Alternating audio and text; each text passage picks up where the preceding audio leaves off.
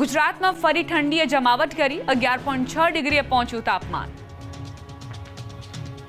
ચક્રવાત દિત્વાની અસર અને ગુજરાતમાં બેવડી ઋતુના કારણે ઠંડી ગાયબ થઈ ગઈ હતી, પરંતુ ફરી એકવાર રાજ્યમાં શિયાળાએ સુસવાટા મારવાનું શરૂ કર્યું છે। રાજ્યના મોટા ભાગના શહેરોમાં મોડી રાત્રે અને વહેલી સવારે ઠંડીનો અહેસાસ થવા લાગ્યો છે। ફરી લોકોને ગરમ વસ્ત્રમાં ઢંકાવવા માટે મજબૂર કર્યા છે। હાલ તેજ પવનના કારણે વહેલી સવારે ઠંડીનો અહેસાસ થઈ રહ્યો છે। ઉત્તર તરફના પવન ફૂંકાવાનું શરૂ થતા કડકડતી ઠંડી પડવા લાગી છે। શુક્રવારે 11.6 ડિગ્રીએ તાપમાન પહોંચી ગયું હતું। રાજ્યમાં નલિયા સૌથી ઠંડુ શહેર રહ્યું હતું, તો 7 દિવસ સુધી આટલી ठंडी रहશે।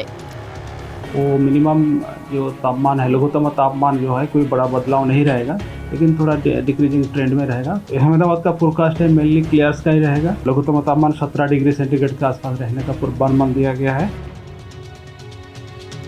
થરાદના ધરણીધર ગામમાં કેનાલમાં 20 ફૂટ મોટું ગાબડું પડ્યું। તંત્રની બેદરકારી અને ભ્રષ્ટાચારના કારણે ફરી એકવાર વાવ-થરાદના ખેતરો પાણી થયા છે। વાવ-થરાદ જિલ્લાના ધરણીધર તાલુકાના પ્રતાપપુરા ગામની સીમમાં કેનાલમાં મસ્ત મોટું ગાબડું પડ્યું છે।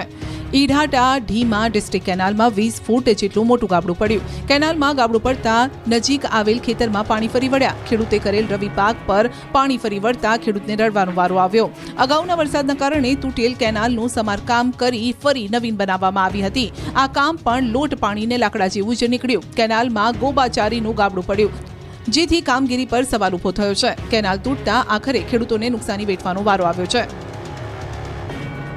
ટેકાના ભાવે મગફળી ખરીદી કેન્દ્ર પર નાફેડની ટીમનું સરપ્રાઇઝ ચેકિંગ।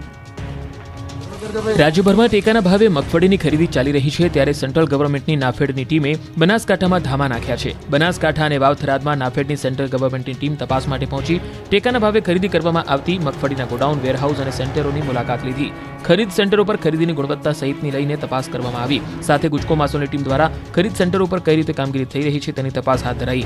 નાફેડ અને ગુજકો માસોની ટીમે માલની ચકાસણી, કાંટાની ચકાસણી, બિલ, ડોક્યુમેન્ટ સહિતની તપાસણી કરી। સાથે સાથે ખેડૂતો સાથે પણ ચર્ચા કરી। ખેડૂતોના ખાતામાં જણસીના પૈસા ટ્રાન્સફર થાય છે કે નહીં તેને લઈને ખેડૂતો સાથે બેઠક કરી। ખેડૂતોનો માલ સંઘ કઈ રીતે ખરીદે છે, ખેડૂતોને કોઈ અગવડતા પડે છે કે નહીં તેને લઈને ખેડૂતો સાથે ચર્ચા થઈ। ધાનેરામાં આવેલા તાલુકા સંઘ ગોડાઉનને મોડલ સેન્ટર પણ જાહેર કરવામાં આવ્યું। ગીર સોમનાથમાં સૌથી વધુ તેલ કાઢવાની મિલો થઈ ધમધમતી। ગીર સોમનાથ સહિત સૌરાષ્ટ્રમાં 2 દાયકા બાદ મોટી સંખ્યામાં તેલ કાઢવાની મિની મિલો ધમધમતી થઈ છે। ગીર સોમનાથ જિલ્લામાં લગભગ 100 થી વધુ મિની મિલ ગ્રામ્ય વિસ્તારોમાં શરૂ થઈ છે। દરરોજ ઓછામાં ઓછી 150 ખાંડી મગફળીનું પિલાણ થઈ રહ્યું છે। એક ખાંડી મગફળીમાંથી લગભગ 8 ડબ્બા તેલ નીકળે છે, એટલે કે ગીર સોમનાથ જિલ્લાની મિની મિલોમાં રોજના 1200 આસપાસ સિંગતેલના ડબ્બા તૈયાર થાય છે, જેમાં છેલ્લા એકાદ મહિનામાં જ લગભગ 1.25 થી 1.5 લાખ સિંગતેલના ડબ્બાના ઉત્પાદનનો અંદાજ છે। ખેડૂતો પોતાની મગફળીમાંથી તૈયાર થયેલું સિંગતેલ કઢાવીને વેચી રહ્યા છે। બજાર ભાવ કરતાં ખેડૂતોને એક ડબ્બે 300 રૂપિયા જેટલો ફાયદો પણ થાય છે। શુદ્ધ સિંગતેલ મળતા લોકોનું આરોગ્ય પણ જળવાઈ રહે છે। મિલો પર મગફળી પીલાવવા માટે લોકોને 5 દિવસ રાહ જોવી પડી રહી છે। આમ હાલ ગીર સોમનાથના ખેડૂતો સિંગતેલ તરફ વળ્યા છે। પોતાની મગફળી વેચવાના બદલે હવે પિલાણ કરાવી શુદ્ધ તેલ કઢાવી રહ્યા છે। ભરૂચ શુગર ફેક્ટરીએ શેરડીની કાપણી અટકાવતા ખેડૂતોએ આત્મહત્યાની ઉચ્ચારી ચીમકી। ભરૂચના વાલિયામાં શેરડી કાપણી અટકતા ખેડૂતો આક્રોશમાં છે। વાલિયા તાલુકાની ધી રુદ્રપુરી ગ્રુપ કોઓપરેટિવ સોસાયટીના સભ્યોની ચલતાણ સુગર ફેક્ટરીમાં નોંધાવેલી શેરડી કાપણી અચાનક અટકાવી દેવામાં આવી છે, જેના કારણે ખેડૂતોમાં ભારે આક્રોશ ફાટી નીકળ્યો છે। હાલ શેરડી કાપણીની સિઝન શરૂ થઈ ગઈ છે, પરંતુ અચાનક અન્ય સુગર ફેક્ટરીઓની દખલગીરીના કારણે કાપણી રોકી દેવામાં આવી છે। તેથી ખેડૂત સભાસદોએ આત્મહત્યા કરવાની ચીમકી ઉચ્ચારી છે અને તાત્કાલિક ન્યાયની માંગણી કરી છે। હવે જો ચલતાણ સુગર ફેક્ટરી કાપણી નહીં કરે તો શેરડીનો પાક બરબાદ થવાનો ખતરો ઉભો થયો છે। 7મી થી 12મી સુધી દાહોદવાસીઓ પાણી વગર તરસ્યા રહેશે। દાહોદવાસીઓને 5 દિવસ સુધી પાણી વગર તરસ્યું રહેવું પડશે। દાહોદ નગરપાલિકા દ્વારા તારીખ 7 થી 12 ડિસેમ્બર દરમિયાન 5 દિવસ પાણી કાપનો નિર્ણય લેવાયો છે, જેથી કડાણા જળાશય આધારિત ગોદી રોડ તેમજ અન્ય વિસ્તારોના લોકોને પાણી વગર તરસ્યું રહેવું પડશે। આ પાણી કાપ કડાણા જળાશય આધારિત યોજના અંતર્ગત પંપ સ્ટેશન પર નવીન મશીન લગાવવા તેમજ દાહોદ જિલ્લાના હિરોલા, કુંડા અને આફવા સબસ્ટેશન ખાતે નવીન મશીનરીના ઇન્સ્ટોલેશનની કામગીરી માટે લેવાયો છે। નગરપાલિકા દ્વારા જાહેર જનતાને પાણી કાપ દરમિયાન પાણીનો વધારે સંગ્રહ કરવા અને પાણીનો યોગ્ય ઉપયોગ કરવા માટે વિનંતી કરવામાં આવી છે।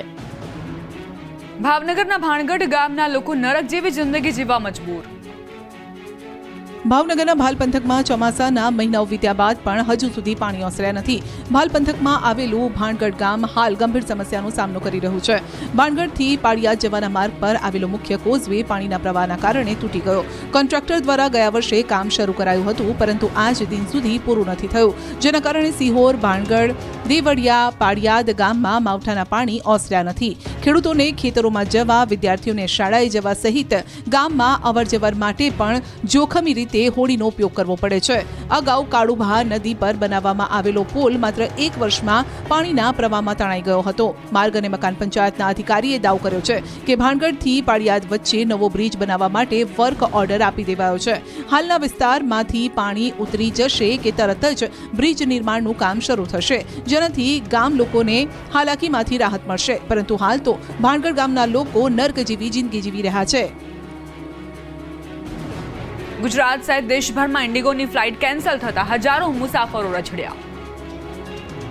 ગુજરાત સહિત રાજ્યભરમાં ઇન્ડિગો ફ્લાઇટ રદ થવા અને મોડી પડવાને લઈને એરપોર્ટ પર મુસાફરોએ હોબાળો મચાવ્યો હતો. ગુજરાતના વિવિધ એરપોર્ટ પરથી ઉપડતી ઇન્ડિગોની 100થી વધુ ફ્લાઇટ કેન્સલ થતા મુસાફરો રજડી પડ્યા હતા. સતત ચોથા દિવસે અમદાવાદ, વડોદરા, સુરત અને રાજકોટ એરપોર્ટ પર ફ્લાઇટ રદ કરવામાં આવતા પેસેન્જર્સમાં ભારે રોષ જોવા મળ્યો. અફરાતફરી મચી ગઈ. તેમાં પણ અમદાવાદ એરપોર્ટ પર ઇન્ડિગો ચોર હે, ઇન્ડિગો મુર્દાબાદના નારા લાગ્યા હતા. ઇન્ડિગો ઇમરજન્સીના કારણે કોઈએ હનીમૂનના પ્લાન પડતા મૂકવા પડ્યા છે, તો કોઈ વરવધુ પોતાના જ લગ્નના રિસેપ્શનમાં પહોંચી શક્યા નથી. એક તરફ ઇન્ડિગોની ફ્લાઇટ્સ ધડાધડ રદ થઈ રહી છે, તેવામાં અન્ય ફ્લાઇટ કંપનીઓએ ફ્લાઇટની ટિકિટના ભાવમાં 4 ગણો વધારો કરી દીધો છે. વડોદરામાં પણ ઇન્ડિગોની ફ્લાઇટ રદ થતા વડોદરા એરપોર્ટ પર મુસાફરોએ હોબાળો મચાવ્યો. ગેરવ્યવસ્થાના કારણે મુસાફરો હેરાન પરેશાન થયા. કોંગ્રેસે ભાજપના નેતાઓને આડે હાથ લીધા. કોંગ્રેસના પ્રવક્તા નિશાંત રાવલે સાંસદને પત્ર લખ્યું. સાંસદ સામાન્ય બાબતમાં પત્રો લખે છે, તો હવે ઉડ્ડયન મંત્રીને પત્ર લખો તેવી માંગ કરાઈ. આખા દેશના હવાઈ મુસાફરો મુશ્કેલી ભોગવી રહ્યા છે, તેનો ઉકેલ લાવવા માંગ કરાઈ. ફ્લાઇટને બોમ્બથી ઉડાવી દેવાની ધમકી વચ્ચે સુરત એરપોર્ટ પરથી બિનવારસી બેગ મળી.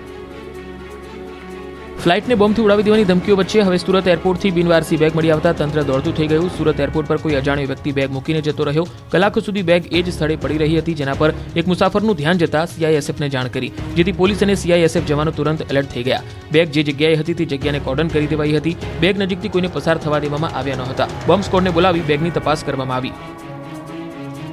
ડાંગના કાબીબેલમાં દીપડો પાંજરે પુરાતા લોકોએ લીધો રાહતનો શ્વાસ. પાંજરે પુરાયા બાદ દીપડો કંઈક આ રીતે ઘુરાયા કરવા લાગ્યો. ડાંગના કાબીબેલમાં આતંક મચાવનાર ખૂંખાર દીપડો પાંજરે પુરાયો. કાબીબેલની આશ્રમ શાળાના કેમ્પમાં છેલ્લા ઘણા દિવસથી દીપડો દેખાતો હતો, જેથી આ વિસ્તારમાં દહેશત ફેલાઈ હતી. કાબીબેલ આશ્રમ શાળાના આચાર્યએ વન વિભાગને જાણ કરી. ત્યારબાદ દીપડાને સકંજામાં લેવા માટે વન વિભાગે પાંજરું મૂક્યું હતું. ગત રાત્રિના સમયે દીપડો પાંજરે પુરાતા સ્થાનિકોએ રાહતનો શ્વાસ લીધો.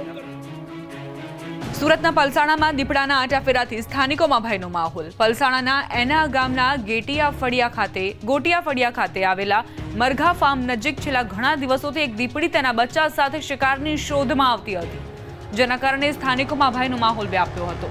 આ અંગે વન વિભાગને જાણ કરતા વન વિભાગ દ્વારા ઘટના સ્થળે પાંજરું મૂકવામાં આવ્યું હતું, જેમાં 9 માસનું એક દીપડાનું બચ્ચું પાંજરે પુરાતા ગ્રામજનોએ રાહતનો શ્વાસ લીધો.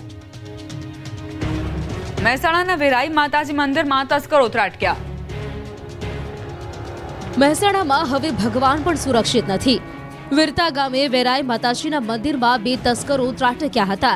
કિંમતી આભૂષણ, પાદુકા સહિતની ચીજ વસ્તુઓની ચોરી કરી ફરાર થઈ ગયા હતા. રાત્રિ દરમિયાન 2 તસ્કર ગર્ભગૃહના દરવાજાના તાળા તોડી મંદિરમાં ઘૂસ્યા હતા. બાદમાં મંદિરમાં ભક્તો દ્વારા અર્પણ કરેલા આભૂષણો ચોર્યા હતા. ભગવાન ઉપર રહેલું છત્ર તોડીને લઈ ગયા હતા. સમગ્ર ચોરીની ઘટના મંદિરમાં લાગેલા CCTV કેમેરામાં કેદ થતા પોલીસે તપાસ હાથ ધરી છે. રાજકોટના લોકો વિદેશી ચોકલેટ ખાતા પહેલા સાવધાન. ઇમ્પોર્ટેડ ચોકલેટમાંથી નીકળી ઈયળો. રાજકોટવાસીઓ વિદેશી ચોકલેટ ખાતા પહેલા એકવાર વિચારજો. ફોરેનની ચોકલેટો તમારી તબિયત બગાડી શકે છે, કેમ કે રાજકોટમાં વિદેશી ચોકલેટમાંથી ઈયળો નીકળતા ખળભળાટ મચી ગયો છે. શહેરના એક જાગૃત નાગરિકે દુબઈથી આવેલ બકલાવા ચોકલેટ ખરીદી હતી. ઘરે જઈને ચોકલેટ પેકેટ ખોલતા જેમાંથી 5 થી 6 જીવંત ઈયળો નીકળતા ચોંકી ગયો હતો. તુરંત આરોગ્ય વિભાગને ફરિયાદ કરતા આરોગ્ય વિભાગ હરકતમાં આવ્યું. તપાસ કરતા સામે આવ્યું કે આ ચોકલેટનું વેચાણ ખાદ્ય સુરક્ષા FSSAIના નિયમોનું ગંભીર ઉલ્લંઘન કરીને કરવામાં આવી રહ્યું છે. ચોકલેટમાં માત્ર એક રેપર લગાવવામાં આવ્યું છે, જ્યારે ઉત્પાદક દ્વારા અન્ય કોઈ વર્ણન કે માહિતી આપવામાં આવી નથી. જે પાર્લરોમાં આ ચોકલેટ વેચાઈ રહી છે ત્યાં સઘન ચેકિંગ કરવામાં આવશે.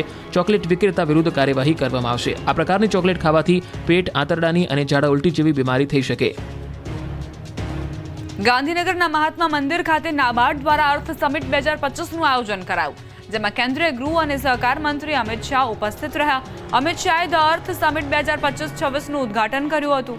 આ ઉપરાંત સહકાર મંત્રી અમિત શાહના હસ્તે સહકાર સારથી એપનું લોકાર્પણ, ગ્રામીણ અર્થતંત્ર મજબૂત કરવાની દિશામાં 13 નવી ડિજિટલ સેવાઓનો પ્રારંભ કરાવાયો હતો, જેમાં સહકાર ક્ષેત્રના અગ્રણી નેતાઓ પણ ઉપસ્થિત રહ્યા. આ પ્રસંગે અમિત શાહે કહ્યું કે આજની અર્થ સમિટ દેશ માટે અત્યંત મહત્વપૂર્ણ છે અને ગ્રામીણ અર્થવ્યવસ્થાને મજબૂત બનાવવાનો મુખ્ય હેતુ ધરાવે છે. કૃષિ, પશુપાલન અને સહકાર દેશના વિકાસના 3 આધાર સ્તંભ છે. દેશનો વિકાસ ગામડાઓને બાજુમાં રાખીને સંભવ નથી. ટેકનોલોજી વિના સહકારી ક્ષેત્ર આગળ વધી શકશે નહીં. लगभग 3 गुना बजट की बढ़ोतरी कृषि मंत्रालय, ग्रामीण मंत्रालय और सहकारिता मंत्रालय, पशुपालन को अगर जोड़ देते हैं तो बढ़ोतरी 3.75 गुना होती है, मतलब 4.25 गुना बढ़ोतरी, क्योंकि कृषि मंत्रालय में भी